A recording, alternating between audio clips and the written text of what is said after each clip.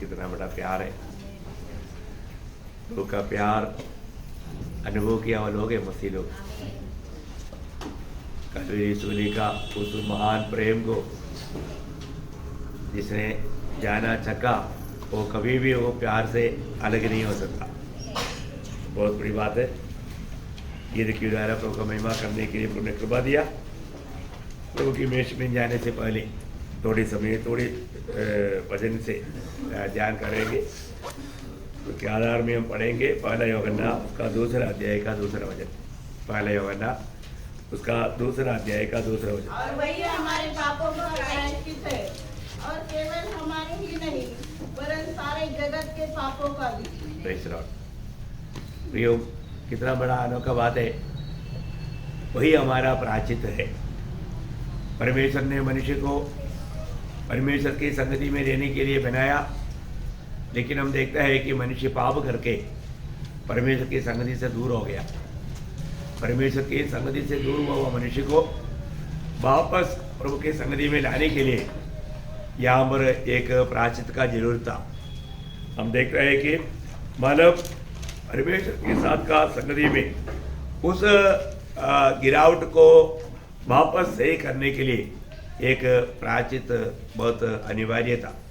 तो हम लोग देख रहे हैं कि उसके लिए मानव प्रायश्चित का लहू बहाया जाना बहुत बड़ी बात था, क्योंकि जीवन लहू में है। हम पाप किया तो परमेश्वर का जीवन से हम दूर हो गया। वो जीवन हमें वापस लौटाने के लिए मतलब हमारे लिए लहू बहाना जरूरी था। हमने अभी गाया, मतलब प्रभु का लहू बहाने के द्वारा हमको छुटकारा मिला, है ना। तो बहुत बड़ी बात है प्रियो।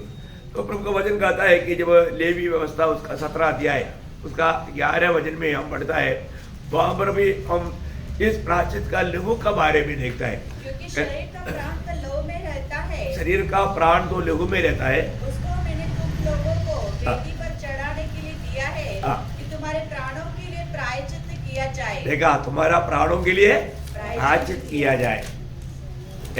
हमारा प्राणों के लिए प्रायश्चित के लिए हमारा लहू बहाना ये बहुत जरूरी बात है। तो मनुष्य पापी होने के कारण वो अपने लोगों से अपने आप को नहीं बचा सकता था, है ना। मनुष्य अपने आप को बचाने में वो अशक्त बन गया। जब रोमियो का पत्री में लिखा है, रोमी उसका 5 अध्याय उसका 6 वचन। क्योंकि जब हम निर्बल ही थे तो मसीह ठीक समय पर भक्तिहीनों के लिए मरा। देखा, हम निर्बल थे, हम लोग बलहीन थे, हमारा छुटकारे का कार्य हम नहीं कर सकते थे। तब हम बलहीन होने का समय में प्रभु यीशु मसीह हम बलहीनों के लिए, हम भक्तिहीनों के लिए मर गया। प्रियो, ये सच्चाई हम प्रभु का वचन के द्वारा जानना कितना श्रेष्ठ बात है। अगर ये बात को जान करके उस पर विश्वास नहीं करेगा तो पुराने नियम में भी जब पाप करता था, पाप का परिहार के लिए एक मेमने को लेकर के याजक के पास जाना पड़ता, और वो मेमने के ऊपर अपने हाथ ले करके उस मेमने को काटता, और मानव उस बलि के द्वारा मतलब प्रभु यीशु मसीह में होने वाला बलि का एक छाया के रूप में इस रीति में बलि होते थे। तब प्रभु का मानव दावीद अपने जीवन के अनुभव में वो एक बात का गवाही देता है 32 वचन संगीता का 1-2 वचन में। क्या ही धन्य है वह जिसका अपराध क्षमा किया गया। क्या ही धन्य है वह जिसका अपराध क्षमा किया गया और जिसका पाप ढापा गया हो। जिसका पाप ढापा गया हो। देखो, प्रभु का दृष्टि में वो मनुष्य कितना धन्य है प्रिय। आज हमारे जीवन में, हमारा जीवन से हमारा पापों को हटाने के लिए, उठा ले जाने के लिए प्रभु यीशु मसीह दुनिया में आया, है ना। ये सच्चाई दुनिया नहीं जानते। जब पहला यूहन्ना उसका 3 अध्याय उसका 5 वचन, पहला यूहन्ना उसका 3 अध्याय का 5 वचन। जानते हो कि वो इसलिए प्रकट हुआ कि पापों का हर ले जाए। पापों को हर ले जाए, मतलब हमारा जीवन से पापों को हर ले जाए, हमारे जीवन से पापों को हटाने के लिए, ना। बहुत बड़ी बात है मतलब उस पाप को हटाना या उस पाप का परिहार करना, है ना, समस्या को दूर करना है। उसके लिए प्रभु यीशु मसीह दुनिया में आया। आप देखिए कितना बड़ी बात है हमारा पापों को हर ले जाने के लिए। उसका मतलब क्या है कि हमारा पापों को हटाने के लिए, हमारा पापों को उसका परिहार करने के लिए, उस समस्या को खत्म करने के लिए प्रभु यीशु मसीह दुनिया में आया। कितना बड़ी बात है प्रिय, है हमारे लिए ये सच्चाई हमको प्रकाशित करके मिलना तक कितना धन्य बात है। ये बात जिस व्यक्ति को प्रकाशित करके मिलेगा और उस पर विश्वास करेगा वो कितना धन्य व्यक्ति है। तो दावीद अपने जीवन के अनुभव में वो गवाही देता है ना। आज उद्धार पाया हुआ हम हर एक लोग ये बात को हमारा गवाही दे सकता है। प्रभु ने हमारा पापों को अपने ऊपर लेकर के सूली पर मारा। मेरे जीवन के उस पापों के बोझ को प्रभु ने मुझसे हटा दिया, है ना। और ये प्रायश्चित के द्वारा क्या हुआ, ये प्रायश्चित का बलिदान के द्वारा जो परमेश्वर की जो वैरी बन गया था पाप के कारण, हमें परमेश्वर के साथ मेल कराया। क्या किया? मेल कराया। अरे वो ये रोमियो का पत्री 5 अध्याय उसका 10 और 11 वचन। क्योंकि बैरी होने की दशा में उसने पुत्र की मृत्यु के द्वारा हमारा मेल परमेश्वर के साथ हुआ। देखा, हमारा मेल परमेश्वर के साथ हुआ। यीशु मसीह की इस प्रायश्चित की बलिदान के द्वारा हम पाप करके परमेश्वर का वैरी बन गए थे, दुश्मन बन गए थे, हमारे प्रभु के साथ मेल कराया। इसका मतलब ये प्रायश्चित का लघु सर्व हमारा पापों को हटाया। उतना ही नहीं, वो हमारा परमेश्वर की वैरी बन गया था, परमेश्वर से मेल कराया। कितना बड़ा कार्य किया, परमेश्वर से मेल कराया। प्रियो कितना बड़ी बात है। मैं आपको बताना चाहता हूँ ये काम प्रभु ने कहाँ किया? कालवरी सूली में। इसलिए हम सूली को हमेशा मानव महत्व देता है, उसका प्रचार करते हैं। सूली में जब पड़ोसियों का पत्री पहना दिया है उसका 20 और 21 वचन पढ़ो। और उसके क्रूस के बहे हुए लहू के द्वारा मेल मिलाप करके सब वस्तुओं को उसी के द्वारा से अपने साथ मेल कर ले, चाहे वे पृथ्वी पर की हो चाहे स्वर्ग में की। तुम तो पहले निकाले हुए थे। देखा, हम निकाले हुए थे। किसी प्रकार भी हम प्रभु के साथ मेल नहीं हो सकते थे, प्रभु के निकट नहीं आ सकते थे। हम निकाले हुए थे और बुरे कामों के कारण मन से बैरी थे। देखा, मन से हम प्रभु की बैरी थे, लेकिन सूली पर बहाया हुआ लहू के द्वारा प्रभु ने हमको इस मन की उस वैरी बनने का दिशा से भी प्रभु ने हमको बचा करके हमें पिता के साथ मेल कराया। कितना बड़ा कार्य है। हमें बात को जानना है, यीशु मसीह हमारे लिए प्रायश्चित होने के लिए दुनिया में आया, है ना। उसके लिए वो हमारे लिए क्या क्या कैसे किया है। हमारे लिए प्रायश्चित का बलिदान अपने लोगों बहा करके किया, साथ ही साथ पिता के साथ हमको मेल कराया, है ना। अभी इतना ही नहीं, जब मत्ती 20 अध्याय का 28 वचन, मत्ती 20 अध्याय का 28 वचन। जैसे कि मनुष्य का पुत्र वह इसलिए नहीं आया कि उसकी सेवा टहल की जाए, परंतु इसलिए आया कि वह आप सेवा टहल करे और बहुतों की चुनौती के लिए अपना प्राण दे। देखा, चुनौती के लिए अपना प्राण देने के लिए आया है। मतलब बोलने का अर्थ छुटकारा का दाम चुकाने के लिए आया। आप देखिए, हमारा छुटकारा का दाम चुकाने के लिए आया। प्रभु यीशु मसीह हमारे लिए प्रायश्चित किया। उस समय में क्या भी किया, सिर्फ मेल कराया उतना भी नहीं, छुटकारा का दाम भी चुकाया। छुटकारा का दाम भी चुकाया।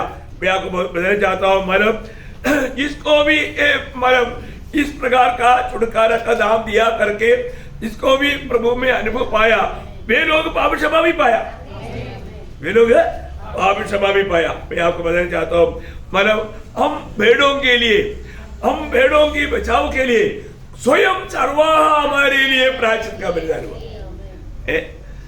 कितना बड़ी बात है भाई। हमारे जीवन में प्रभु ने जो हमारे लिए किया, ये बहुत अनोखा बात है। मैं आपको बताना चाहता हूँ, मतलब अपने को बचाने के लिए हमारे चरवाहा ने क्या किया, है ना।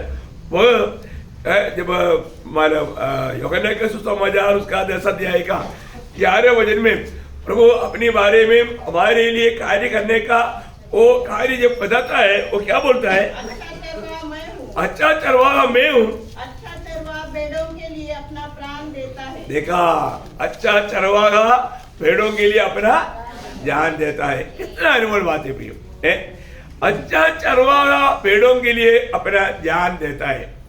मैं आपको बताना चाहता हूँ, यशायाह 53 अध्याय पूरा ये अच्छा चरवाहा ने किस रीति में हमारे लिए मानव जो पाप के कारण जो बनना चाहिए वो बन गया, उसका एक बड़ा चित्र है।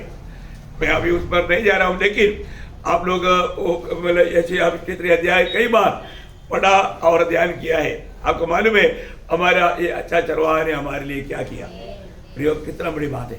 हमारा पुराने नियम में भी हम बार बार, आपको मालूम है जब इस्राएल की राजा दावीद अपने जीवन के अनुभव में बताता है, जब 23 वचन संगीता का सबको हमारे बच्चे बचपन से भाई आटे पहला वचन में बोलता है, यहोवा मेरा, देखा, यहोवा मेरा चरवाहा है। देखिए प्रियो, ये बहुत बड़ा गहरा एक संबंध है।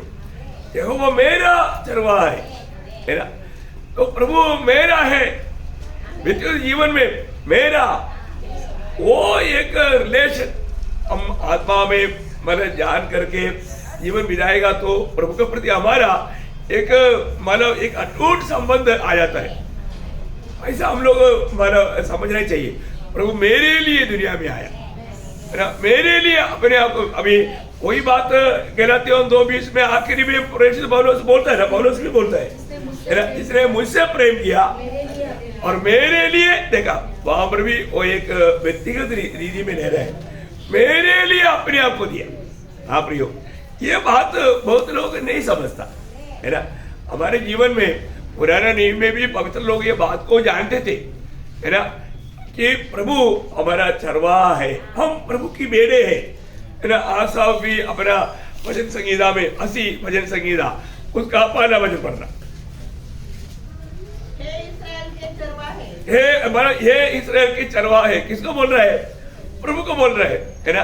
प्रभु को बोलता है, हे इस्राएल के चरवाहे, तू जो यूसुफ की अगुवाई भेड़ों की सी करता है, प्राण लगा, तू जो करूबों पर विराजमान है, अपना तेज दिखा। हाँ देखा, मतलब इसका मतलब क्या है कि हमको भेड़ों की लाइन चलाने वाला वो महान चरवाहा आप है ना। उसी पेज में 79 का 13 वचन पढ़ना, 79 का 13। तब हम जो तेरी प्रजा और तेरी चराई की भेड़े हैं, देखा, तेरी चराई की हम तेरी भेड़े हैं, धन्यवाद सदा करते रहे, मतलब तेरी हम भेड़े हैं और तू हमारा चरवाहा है। देखो पुराना नियम का इस्राएल हमेशा ये बात को कबूल करते थे कि तुम हमारा चरवाहा है ना। 1-2 वचन पढ़ना, 95 अध्याय का 3रा वचन पढ़ना, नहीं 7 वचन पढ़ना, सॉरी। क्योंकि वही हमारा परमेश्वर है, वही हमारा परमेश्वर है और हम उसकी चराई की प्रजा, देखा, हम उसकी चराई की प्रजा, और उसके हाथ की भेड़े हैं, देखा, उसके हाथ की भेड़े हैं। बार बार मानव ये बात बताई जाता है। और एक वचन पढ़ना, 131, निश्चय जानो कि यहोवा ही परमेश्वर है, उसी ने हमको बनाया और हम उसी के हैं, हम उसकी प्रजा और उसकी चराई की भेड़े हैं। कितना बड़ी बात है प्रियो, हम उसकी चराई की भेड़े हैं है ना, हम प्रभु की चराई की भेड़े हैं। प्रियो, हमारे प्रभु यीशु मसीह ने हमारे लिए क्या नहीं किया है ना, हमको बचाने के लिए हमारे को मतलब हमारे लिए अपने आप को दे दिया। मैं आपको बताना चाहता हूँ, प्रभु का ऐसा वचन पढ़ने के समय में वो वचन पर हम लोग एक सहला डाल करके वहाँ पर थोड़ा रुक करके ध्यान करना चाहिए, क्योंकि यीशु मसीह हमारे लिए क्या नहीं किया, कितना बड़ा प्रेम दिया प्रियो, हमको बचाने के लिए हमारे लिए स्वयं वो प्रायश्चित का बलिदान किया है, हमको बचाने के लिए। जब मरकुस को सुसमाचार 10 अध्याय का 45 वचन आप लोगों को याद है ना, मरकुस 10 अध्याय का 45 वचन, क्योंकि मनुष्य का पुत्र इसलिए नहीं आया कि उसकी सेवा टहल की जाए, और इसलिए आया कि आप सेवा टहल करें, आप सेवा टहल करें और बहुतों की छुड़ौती के लिए अपना प्राण दे। देखा, बहुतों की छुड़ौती के लिए अपना प्राण दे। प्रियो, हमारे लिए प्रभु ने अपना प्राण दिया है, हमारे छुड़ौती के लिए, हमारे छुटकारे के लिए। बहुत बड़ी बात है प्रियो। प्रभु हमारा आत्मा में ये दर्शन पवित्र लोगों को उस समय में भी देता था। मैं सोचता हूँ प्रभु का वचन का लेआउट कितना अनोखा है ना। आप जब मतलब भजन संहिता 22, 23, 24 जो अध्याय जो पढ़ता है, ये तीनों अध्यायों में मतलब प्रभु यीशु मसीह को एक अनोखा रीति में चरवाह का वर्णन किया हुआ है ना। 22 अध्याय जो है वो यीशु मसीह अच्छा चरवाह है वो बात को बताता है। अच्छा चरवाह क्या करेगा? अपने भेड़ों के लिए अपना प्राण देगा। तो 22 अध्याय अगर हम जब ध्यान करता है तो हमारे लिए प्राण देने वाला एक अच्छा चरवाह को हम देखता है। तो उसमें 1-2 वचन पढ़ना, मतलब 22 अध्याय उसका 14 वचन पढ़ना, बी पाठ। मेरा हृदय मोम सा हो गया, और मेरी सब हड्डियों के जोड़ उखड़ गए। देखा, मेरी सारी हड्डियों की जोड़ उखड़ गए। कहाँ पर? सूली की मृत्यु। देखो सारे जॉइंट टूट। आप देखिए कितना भयंकर बात है। उसका 16 वचन पढ़ना, 16 का बी पाठ। कुकर्मियों की मंडली मेरे चारों ओर मुझे घेर लेते हैं, वे मेरे हाथ और मेरे पैर छेदते हैं। हाँ, मेरे हाथों में और पाँवों में उन्होंने क्या किया? छेद है, मतलब उनको छेदा, मतलब कील ठोका। देखो कितना बड़ी बात है। हम लोग हमारा प्रभु का वचन किस रीति में यीशु मसीह में पूरा हुआ प्रयोग। उसका 18 वचन, वे मेरे वस्त्र आपस में बांटते हैं और मेरे पहरावे पर चिट्ठी डालते हैं। देखा, मतलब ये सब काम पर सूली में मतलब प्रभु का मृत्यु के समय में हुआ है। आप देखो प्रियो, एक एक बात, मतलब ये 22 भजन संहिता क्या बताता है? हमारा अच्छा चरवाहा का चित्र है, अच्छा चरवाहा का चित्र है ना। और 23 चरवाहा क्या है? आज हमको चराने वाला परमेश्वर का चित्र है, प्रभु का चित्र है ना। वो हमें कैसे चलाता है प्रियो, कितना अनोखा बात है ना। मतलब वो वहां पर एक बात मैं 23 वचन संहिता से बताना चाहूंगा, उसके 4 वचन। चाहे मैं घोर अंधकार से भरी हुई तराई से होकर चलूं, तो भी हानि से न डरूंगा, क्योंकि तू मेरे साथ रहता है। तेरे सोटे और तेरे लाठी से मुझे शांति मिलती है। देखिए, ये भजन संहिता मतलब मसीह जीवन का सुख दुख का सम्मिश्र जीवन को एक अच्छा रीति में वर्णन करता है। सुख दुख जीवन का एक मतलब विवरण करता है।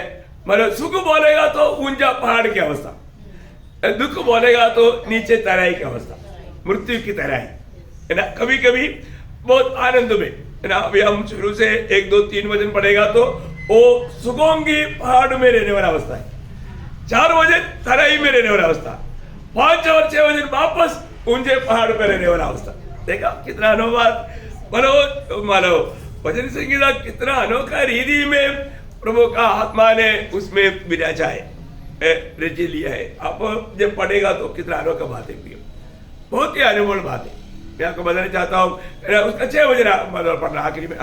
भलाई और करुणा जीवन भर मेरे साथ साथ बनी रहेगी और मैं यहोवा के धाम में सर्वदा वास करूंगा। देखा, मैं सदा अभी प्रभु के चरवाहा करके चराने के समय से लेकर के अभी अनंत काल तक अब प्रभु के साथ रहेगा है ना। ये दुनिया में जीवन बिताने के समय में प्रभु के साथ नाता जोड़ करके जीवन बिताना कितना श्रेष्ठ बात है, कितना धन्यवाद है। मैं आपको बताना चाहता हूँ, आज जिस लोगों को भी प्रभु में विश्वास करके मतलब पाप क्षमा पा करके नया जन्म पा करके जीवन बिताने का मौका मिला, कितना धन्य अवस्था है ना। आखिरी उसका मतलब 24 अध्याय में है, हम देखता है कि उस महान चरवाहा या श्रेष्ठ चरवाहा, आपको मालूम है कि हमारा प्रभु वापस दुनिया में आने वाला है। जब वो आएगा उस समय में प्रभु में जो जीवन बिता कर कार्य किया उनको सबको प्रतिफल लेकर के आएगा है ना। उसका बारे में पत्रोस बोलता है, पहला पत्रोस उसका 5 अध्याय का 4 वचन। हाँ देखा, प्रधान रखवाला 24 अध्याय में हमारा प्रधान रखवाला का रूप में प्रभु को प्रदर्शित किया है।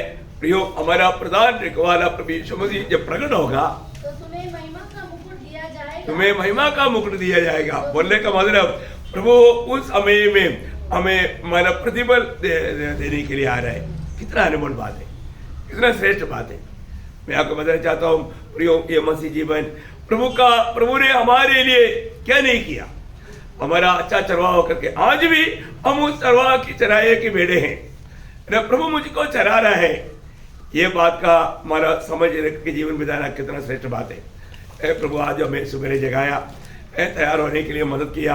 आप देखिए चलते चलते भी कोई गिर गया तो उसमें मतलब खत्म हो सकता है, लेकिन प्रभु ने हमको संभाला है। प्रियो, प्रभु हमें बेल देता है। हमारा बेल कौन है? प्रभु है ना। प्रभु हमारा बेल है। प्रभु हमें सामर्थ्य देता है, इसलिए हम कुछ भी कर पाता है। मैं आपको बताना चाहता हूँ, हमेशा उस चरवाह की द्वारा हमारा सुरक्षा है। नहीं तो कितनी प्रकार हमें फाड़ डालने वाला कई प्रकार की बातें चारों तरफ है, लेकिन इन सारे बातों से प्रभु हमको बचाता है। और प्रभु का ये वायदा है, मैं तेरे आयु को पूरा करेगा ना। जब निर्गमन 23 का 26 में लिखा है, मैं तेरे आयु को पूरा करेगा। बहुत बड़ी बात है प्रियो, प्रभु पूरा करेगा। हमें मानो हमारा कोई परिश्रम नहीं। मेरा आयु में पूरा करने के लिए मैं कुछ मतलब अच्छा खाना खाऊंगा, अच्छा टॉनिक पीऊंगा, अच्छा मतलब मेडिसिन खाऊंगा, वैसे नहीं। प्रभु हमारा आयु पूरा करेगा। बहुत बड़ी बात है। तो मैं प्रभु को बहुत धन्यवाद देता है। आज भी हमारी कोई यात्रा में और एक बार हमें इतना प्यार करके हमको बचाने के लिए हमारे लिए अपना पवित्र लहू बहा करके उस लहू के द्वारा हमें खरीदा। उस लहू के द्वारा प्रभु ने हमारा पापों को धो करके शुद्ध किया, हमारे जीवन से पाप को दूर किया। उस महान प्रभु का कलवरी सूली की उस बलिदान को याद करने वाला मेष में और एक बार हमें मिलकर के इस मरुभ यात्रा में शामिल होने के लिए प्रभु ने मौका दिया। तो हमें अपने आप को परखकर देख रहे हैं। आज मैं उस चरवाह का वाणी सुन करके प्रभु के पीछे चलने वाला वो अनुभव मेरा है कि नहीं? मैं आज भी प्रभु का वाणी सुन पा रहा है कि नहीं? आपको मालूम है, जब सच्चा संगति में रहेगा तभी आप सुन पाएगा, और नहीं तो नहीं सुन पाएगा। अगर आप सोच लीजिए, मैंने एक एग्जाम्पल के लिए, मेरा यीशु मसीह 10वां मंजिल में खड़ा होकर प्रचार कर रहा है। यीशु मसीह 10वां मंजिल में, आप 12 मंजिल में, आपको सुनाई देगा? नहीं देगा। आप 5वां मंजिल में, आपको सुनाई देगा? नहीं देगा। आपका 8वां मंजिल में है तो नहीं देगा। 9वां में है तो थोड़ा थोड़ा हो सकता है, धीमा धीमा, पर तो जब वो 10वां मंजिल में पहुंचेगा तब बराबर सुनाई देगा। बोलने का अर्थ क्या है प्रियो? हमारे आत्मीयता में उस प्रकार का एक आत्मिक उन्नति नहीं रहेगा तो हम प्रभु का वाणियों को नहीं सुन पाता। आज भी प्रभु की उपस्थिति में आया, अभी आपने प्रभु का वचन सुना, पर ये वचन को आपने कैसे सुना? आप तो बहुत लोग 12 मंजिल से सुना, प्रभु का प्रचार हो ही रहा है, परंतु बहुत लोग वो 12 मंजिल में अभी तक, कई लोग 8 तक पहुंच गया, कई लोग 9 में भी आया, परंतु बहुत धीमा धीमा सुना।